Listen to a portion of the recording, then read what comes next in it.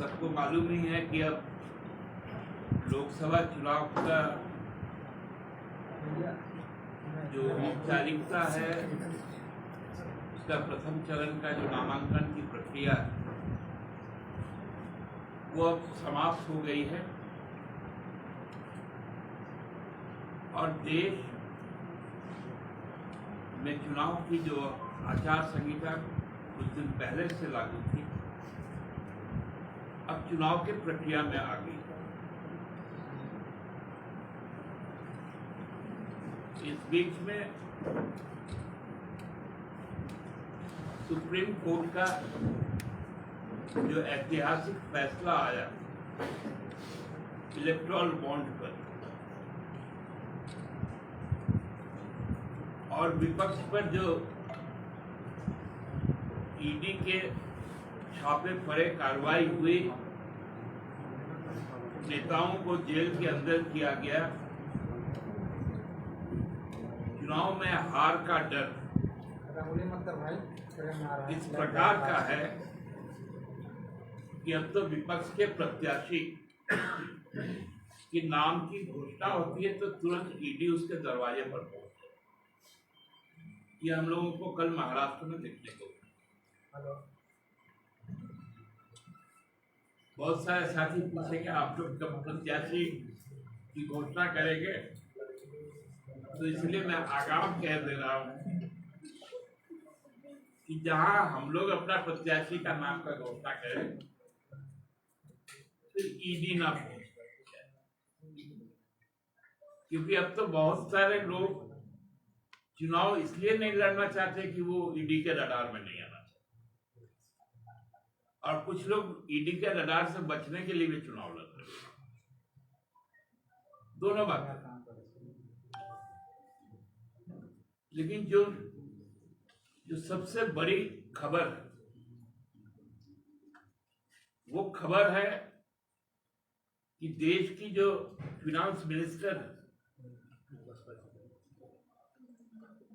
उनके पति पराक्रम प्रभाकर, जो देश के 10 सर्वश्रेष्ठ और प्रसिद्ध अर्थशास्त्री हैं, उस श्रेणी में आते हैं। अर्थशास्त्र में उनकी पकड़ का लोहा पूरी दुनिया मानती है। हम लोगों को गर्व है कि अमर्त्य सेन का, अभिजीत बैनर्जी का, डॉक्टर मनमोहन सिंह जी का, प्रभाकर जी का ये देश, ये इलेक्टोरल बॉन्ड के समय ही इन लोगों ने जो बातें कही थी कि दुनिया का सबसे बड़ा स्कैम होने जा रहा है, वो बातें अब सही साबित होने लगी। हम लोगों ने देखा था छत्तीसगढ़ के चुनाव में महादेव ऐप के नाम पर चुनाव लड़ा गया। अभी दिल्ली में कथित शराब घोटाले के स्कैम आए, जो अब सामने आ रहा है कि जो स्कैम में जो मुख्य किरदार है, जो सरकारी गवाह भी, वो पहला इलेक्टोरल बॉन्ड खरीद कर टीडीपी को देता है, जो भाजपा के सहयोगी है। जमीन को किसी और का जो जमीन है उसको छुपाकर मनगढ़ंत कहानी बनाकर उसमें हमारे मुख्यमंत्री तत्कालीन को भी गिरफ्तार किया गया। वो हमारे पार्टी के लीडर भी। हम लोग इस बात को इसलिए बार बार उठाता हूं कि जहां मनी का ट्रेडिंग नहीं हुआ, जहां लॉन्ड्रिंग नहीं हुआ, वहां पीएमएलए आता कहां से? और जहां अब यह स्पष्ट हो गया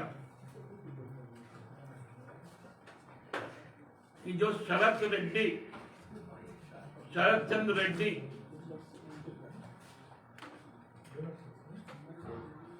जो सीधा तौर पर 55 करोड़ रुपए भाजपा को देता है, भाजपा उस बॉन्ड को भुना भी लेती है।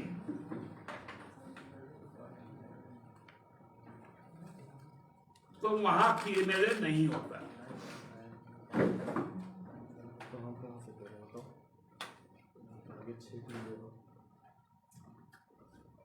लेवल प्लेइंग ग्राउंड होना चाहिए, चुनाव आयोग बोलता है। चुनाव आयोग जांच करवाए। आज देश में जितने एविएशन के सेक्टर में जो एजेंसियां काम करती हैं, इस देश में हेलीकॉप्टर का स्कैरसिटी हो गया।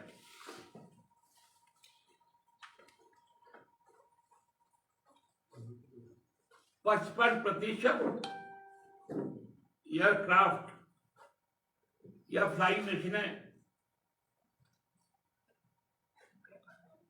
वो भाजपा के द्वारा आरक्षित कर ली गई।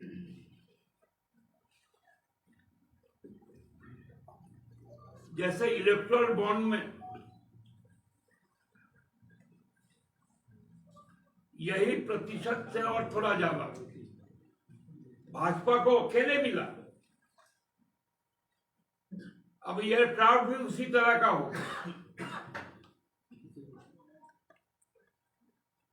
तो कहां से लेवल प्लेइंग ग्राउंड रहेगा?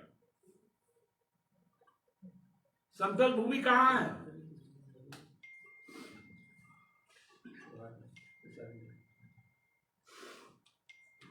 कल मोदी जी ने एक बड़ा अजीब सा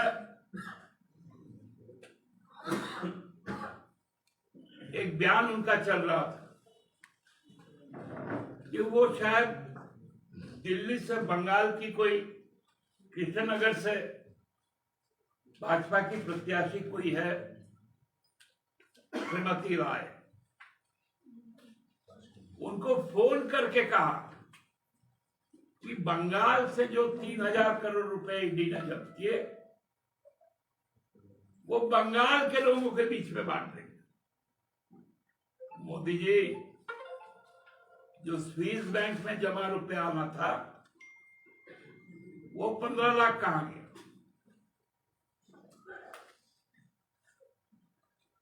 अब बताइए।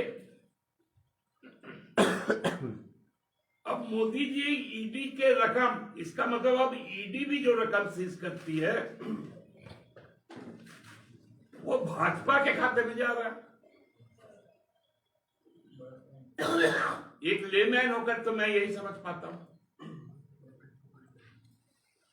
नहीं तो मोदी जी कैसे बांट देंगे? अब सीधा प्रलोभन दिया जा रहा है और चुनाव आयोग मौन है, क्योंकि लेवल प्लेइंग ग्राउंड है।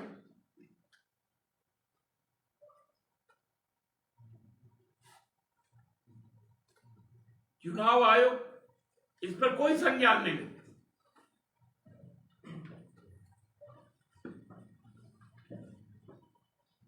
अजीब सा यहां पर एक माहौल बनाकर रख दिया गया। 17 चुनाव लोकसभा के हो चुके, इतना डर और आतंक का माहौल आज तक नहीं रहा।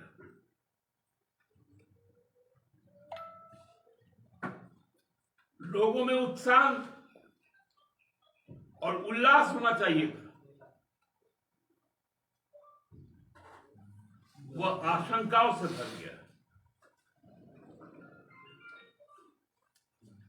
क्योंकि यह चुनाव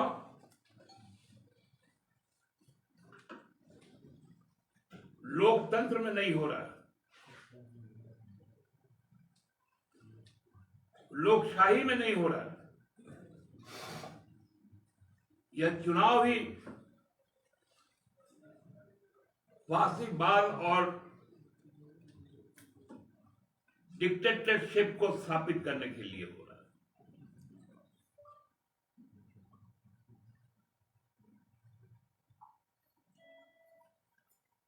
हम लोग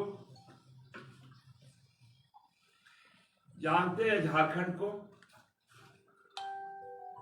जानते हैं यहाँ के इस देश के मेहनत कश आवाम को।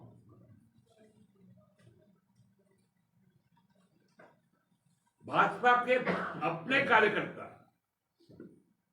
भाजपा के लीडरशिप से आतंकित है। बाहर से बुला बुलाकर उम्मीदवार उनको देना पड़ रहा है। मुझे तो आज आपके बीच में ये बात कहने को कहा गया है भाजपा के मित्रों के द्वारा कि कम से कम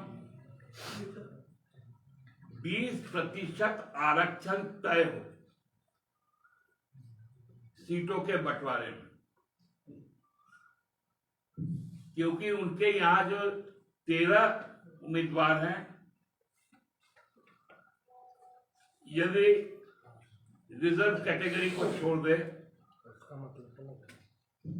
जो 7 है,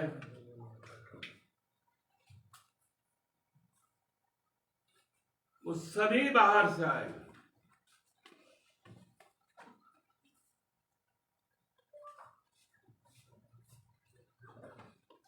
तो ये अपील भी उन लोगों ने कहा कि आप ही कर लीजिएगा, हमारी कोई सुनता नहीं, क्योंकि प्रदेश अध्यक्ष भी बाहरी, मुख्य सचेतक भी बाहरी, उनका अपना जो स्ट्रक्चर है उसमें संगठन महामंत्री वो तो खैर आरएसएस के है, उनके विषय में नहीं कहूंगा। तो यही बातें कहनी थी आप लोगों को। बहुत बहुत धन्यवाद। दादा, आप कह रहे हैं कि बीजेपी के पास कई माध्यम से पैसा पहुंच रहा है, उसी का भी नाम जोड़ दिया आपने, और देश के वित्त मंत्री कह रहे हैं उनके पास पैसा नहीं है चुनाव लड़ने के लिए। यही तो विडंबना है, दिया तले अंधेरा हम लोग नहीं कहते हैं। ये सब भी एक जुमला है। निर्मला सीतारमण जी सुप्रीम कोर्ट की सीनियर प्रैक्टिसिंग लॉयर भी थे, और हम लोग इतने भी बेवकूफ नहीं हैं। यदि जन समर्थन है तो आपको जो भारत सरकार तनख्वाह देती है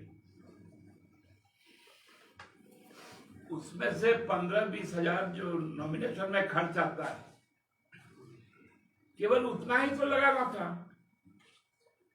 बाकी तो 400 पार आपके कार्यकर्ता है, चुनाव तो वही जिता देते हैं।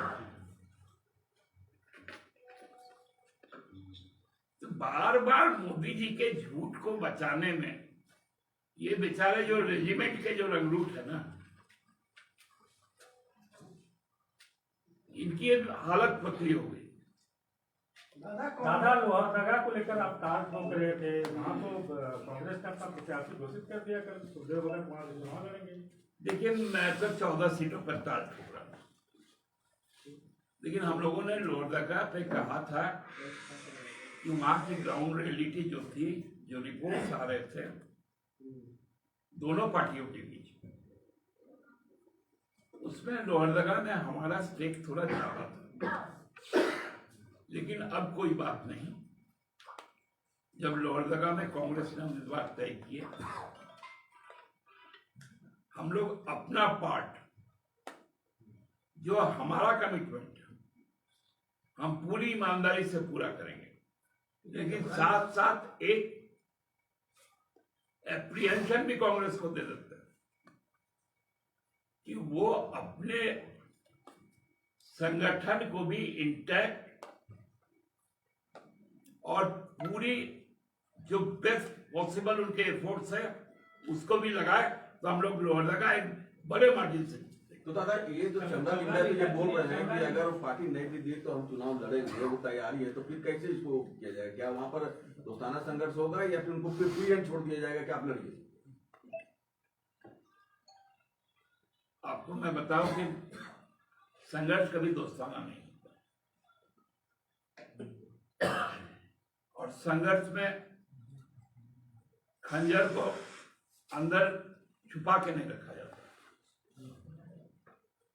पार्टी का सपोर्ट कांग्रेस के साथ है, गठबंधन के साथ है।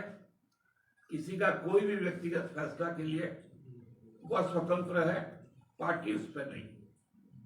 दादा सीता सोरेन ने प्रेस कॉन्फ्रेंस किया हुआ एक बात उन्होंने कही कि स्वर्गीय दुर्गा सोरेन की जो मौत थी वो नेचुरल नहीं थी और उसका जांच होना चाहिए। आप लोग जांच नहीं होने देंगे। देखिए, थोड़ा सा भाभी लेट कर दी। ये जब ज्वाइन कर रही थी उस समय निशिकांत दुबे जी ने इसको ट्वीट किया था, तो इसको बोलने में भाभी थोड़ा लेट हो गई। यही सब बुलवाने के लिए तो घर फोड़ने की साजिश की गई। इसके अलावा और हम लोग क्या करें? अच्छा, सीता सोरेन जी कह रही थी कि वो गुरुजी से आशीर्वाद लेकर और फिर दुमका जाएंगे चुनाव लड़ने के लिए, तो गुरुजी का आशीर्वाद बहू सीता सोरेन जी के साथ होगा कि पार्टी जो भी प्रत्याशी वहां देगी गठबंधन जो होगा उनके साथ होगा? देखिए, गुरुजी उनके पिता तुल्य हैं, उनके ससुर जी, चाची उनकी सासू मां। ये नितांत व्यक्तिगत विषय है, इस पर हम लोग कोई टिप्पणी नहीं करें।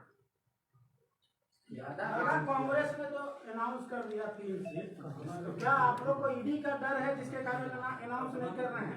हम तो वो मजाक में बोले थे, हम लोग नहीं समझ रहे। लेकिन मैं आपको बता दूं सुनील जी, मैं शुरू से कहते रहा, हम लोग शुरू से कहते रहे जिस दिन कांग्रेस अपना उम्मीदवारों का ऐलान कर देगी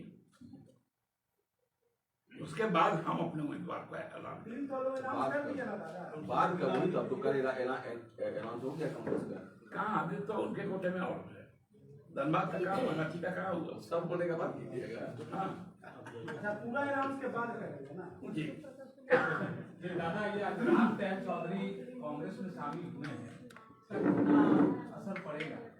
देखिए, ये तो जो रांची में रहने वाले लोग हैं वो सबको जानते हैं कि रामदयाल चौधरी जी 5 बार यहाँ से लोकसभा गए हैं, 4 बार विधायक हुए हैं, बहुत मृदुभाषी है, मिलनसार हैं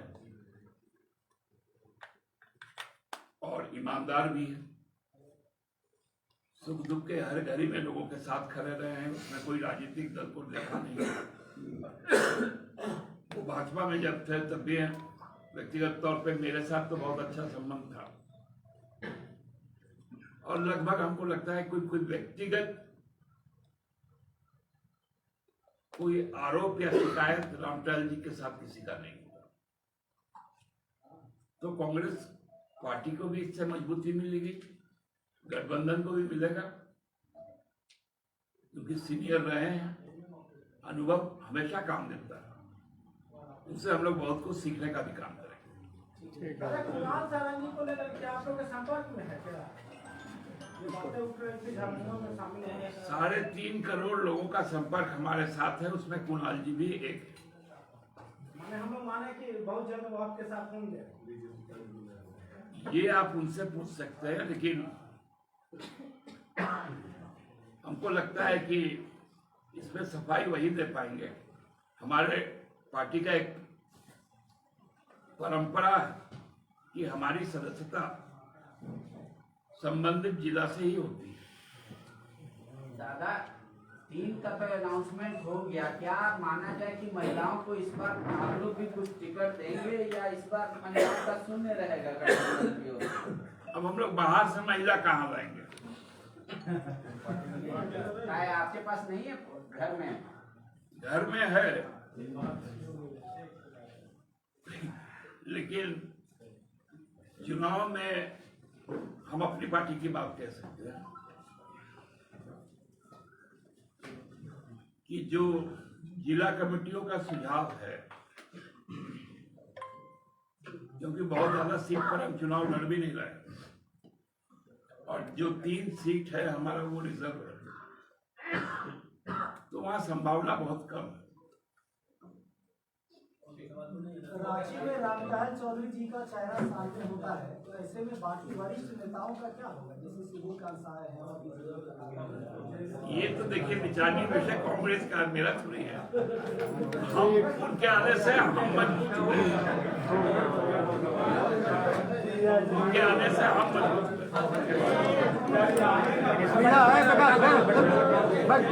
बटन भाई